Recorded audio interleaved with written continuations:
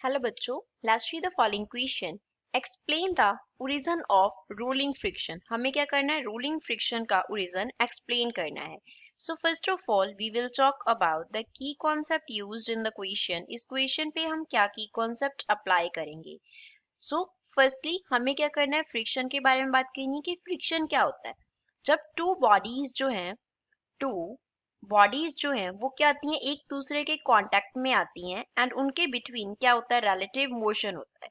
Means एक body का जो सरफेस है वो दूसरी बॉडी को टच कर रहा है, दैट मींस वो कांटेक्ट में है एंड एक दूसरे के रिलेटिव मोशन में है। तो वो दोनों बॉडीज क्या करती हैं?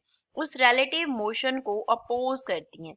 उस मोशन को क्या करती हैं? अपोज करती हैं। तो that opposition is known as friction. उसे हम फोर्स ऑफ फ्रिक्शन बोलते हैं। अब रोलिंग फ्रिक्शन क्या होता है? सपोज ये हमारे पास कोई बॉडी है बी, इस तरीके से ये हमने बी बॉडी कंसिडर कर लिया। इसके ऊपर ये क्या है? ए बॉडी है, इस तरीके से।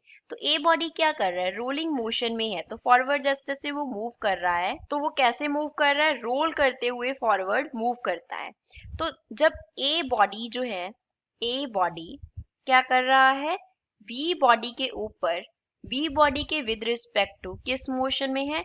रोलिंग मोशन में है। तो इन दोनों बॉडीज के बिटवीन क्या एक्ट करेगा? एक जो फ्रिक्शन एक्ट करेगा, that friction is known as rolling friction. उसे हम रोलिंग फ्रिक्शन बोलते हैं, रोलिंग फ्रिक्शन। अब हमें इसका ओरिजिन बताना है कि इसका ओरिजिन क्या है। So origin of rolling friction is इररेगुलरिटीज in surface. क्या है इसका ओरिजिन? इररेगुलरिटीज सरफेस में जो होती हैं, that is origin of rolling friction. तो अभी इरेगुलरिटीज कैसे होती हैं हमें वो एक्सप्लेन करना है। तो इसके लिए हम अगेन बी एंड ए जो बॉडीज हैं उनको क्या करेंगे? कंसिडर करेंगे। तो इस तरीके से नीचे तो क्या है? बी बॉडी है और इसके ऊपर क्या है? इस तरीके से ए बॉडी है और जो सर्फेसिस यहाँ पे क्या है? कांटेक्ट में है। यहाँ पे क्या बन रहा है? कांटेक्ट बन रहा है।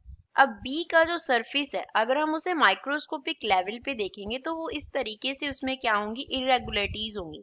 कहीं से सरफेस ऊपर की तरफ होगा और कहीं से सरफेस क्या होगा? नीचे की तरफ होगा। तो ये क्या है? इरेगुलरिटीज हैं सरफेस में, इरेगुलरिटीज इन सरफेस बी। और इसी तरीके से ए के नीचे वाले सरफेस में भी होंगी जो बी को कांटेक्ट में है। बी के ए का जो सरफेस है, अब ए बॉडी कैसे है? ऐसे है। तो हम जस्ट नीचे वाला सरफेस बना रहे हैं, उसके सब पूरे के पूरे सरफेस में इरेगुलरिटीज हो सकती हैं।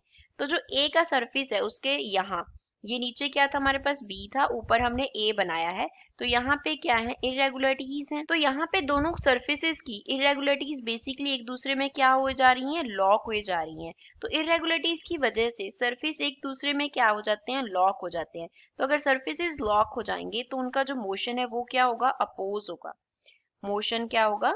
अपोज होगा। सो from here we can understand that origin of friction is irregularities in surface. surface में जो irregularities है वही हमारे पास क्या है? फ्रिक्शन का, रोलिंग फ्रिक्शन का ओरिजिन है। I hope you understood well. Thanks.